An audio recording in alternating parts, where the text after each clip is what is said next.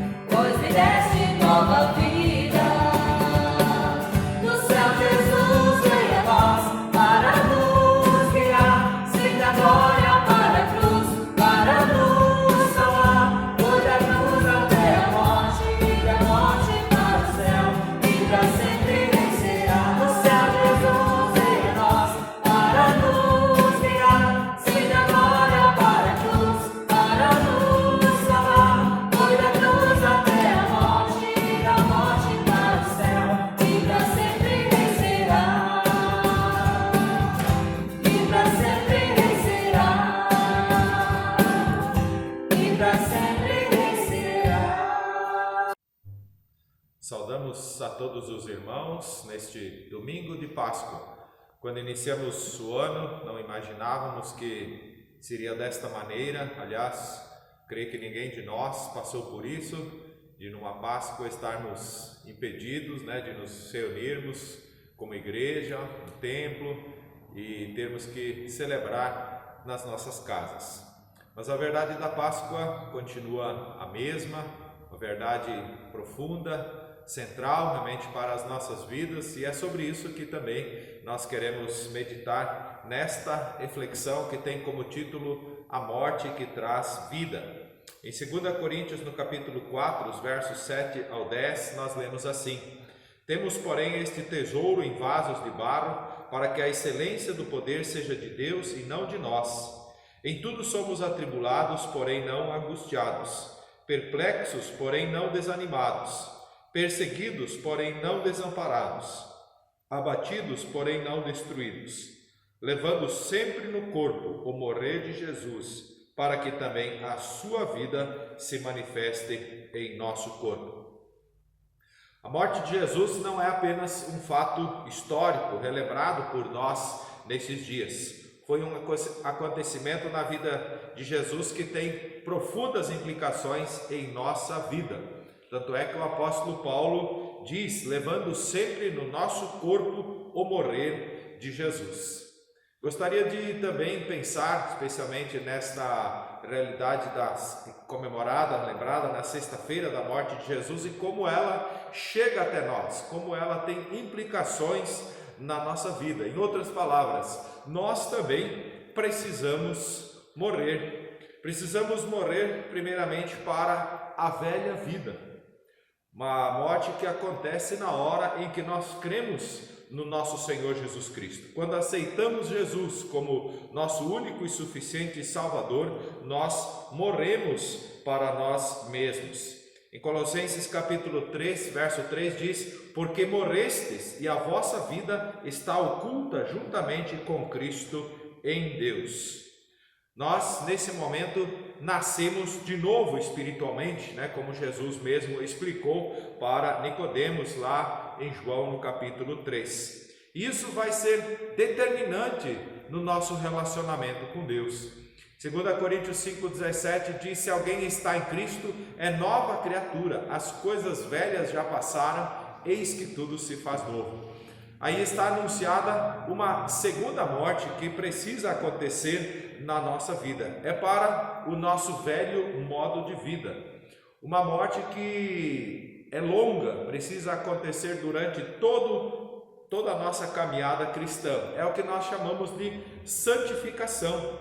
É a morte da nossa velha natureza, que não é extirpada em nós, não é retirada de nós, porque ainda estamos no corpo, estamos na carne, mas não pode ter mais domínio sobre nós. Velhos hábitos, velhos costumes são deixados, pensamentos, ideias, sentimentos contrários à natureza divina são transformados pelo Espírito Santo de Deus no nosso dia a dia. O objetivo de mortificar a velha natureza é dar cada vez mais espaço para a nova natureza de Cristo Jesus. Escrevendo aos Romanos, capítulo 6, versos 1 e 2, o apóstolo Paulo perguntou: Que diremos, pois? Permaneceremos no pecado para que seja a graça mais abundante? E aí ele mesmo dá a resposta, diz: De modo nenhum. Como nós viveremos ainda no pecado, nós que para ele morremos? Portanto, queridos irmãos, precisamos sim morrer para a velha natureza. Que Deus nos abençoe no desejo de sermos cada vez mais parecidos com Cristo Jesus no nosso viver. E por último, uma terceira morte que eu gostaria de abordar nesta reflexão, essa é bem diferente, é uma morte que precisa acontecer para o nosso eu, para que exista a comunidade, tem a ver com a igreja. Nesta morte eu morro para o meu individualismo. Só assim pode nascer uma comunidade espiritual. Quando nós, mais uma vez, olhamos para A carta do apóstolo Paulo aos Colossenses, no capítulo 3, verso 12 em diante, nós lemos: revesti-vos, pois, como eleitos de Deus, santos e amados, de ternos afetos de misericórdia, de bondade, de humildade, de mansidão, de longanimidade. Verso 13 diz: suportai-vos uns aos outros, perdoai-vos mutuamente, caso alguém tenha motivo de queixa contra o outro. Assim como o Senhor vos perdoou, assim também perdoai vós. Acima de tudo isto, porém, esteja o amor, que é o vínculo da perfeição. Seja a paz de Cristo árbitro em vosso coração, a qual também fostes chamados em um só corpo, e sede agradecidos.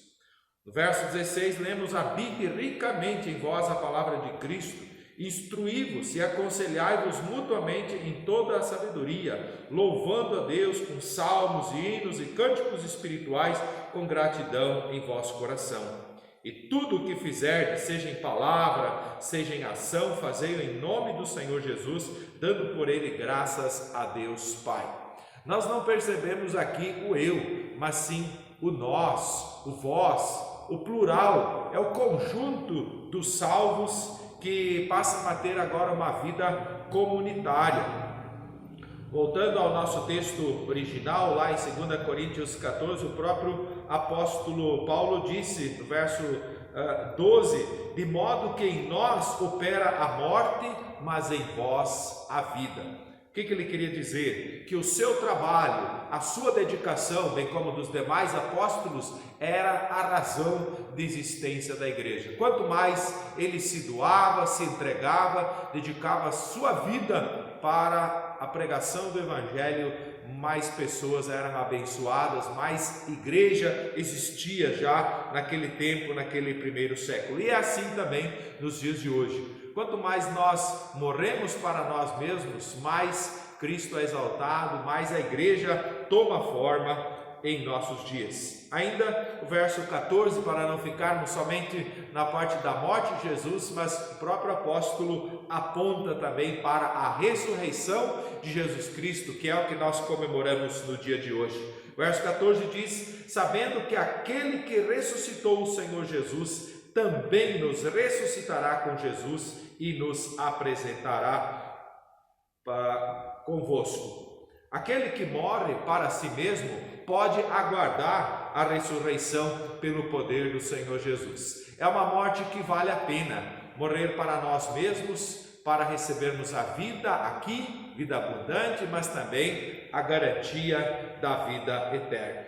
Portanto, queridos irmãos, a morte de Jesus é fundamental para a nossa fé. É como que o alicerce para a nossa construção espiritual. Tal como Jesus morreu, nós precisamos também morrer, primeiramente para a velha vida, depois para os nossos desejos contrários ao Espírito de Deus, e então sim, vai nascendo, vai crescendo a igreja do Senhor Jesus Cristo.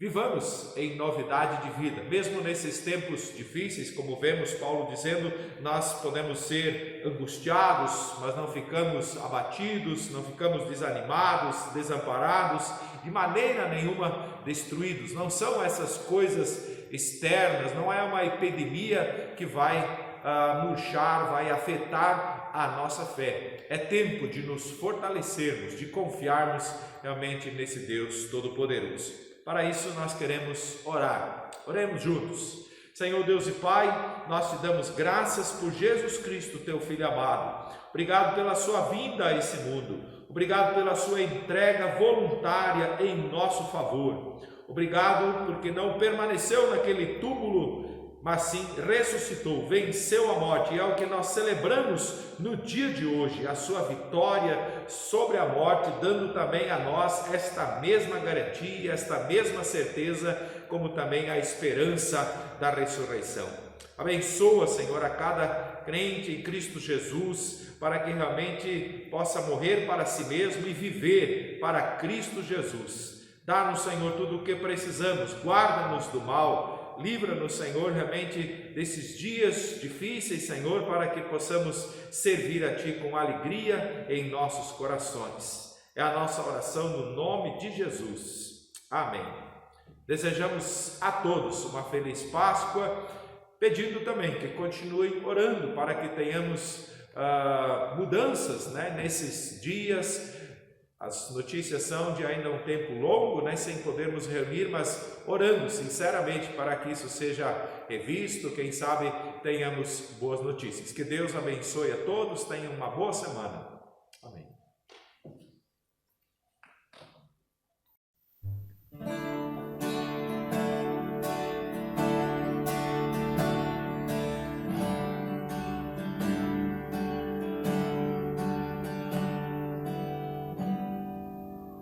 Ele não tinha qualquer beleza ou majestade para nos atrair. Nada havia em sua aparência para o desejar. Mas rejeitado teve os homens, ainda assim carregou nossas dores, o seu castigo nos traz e a esperança não se esvai. A oferta pela culpa ele ofereceu para satisfazer o Criador. Ele morreu para que a sua luz em nós pudesse brilhar. O Filho do amor se entregou em nosso lugar.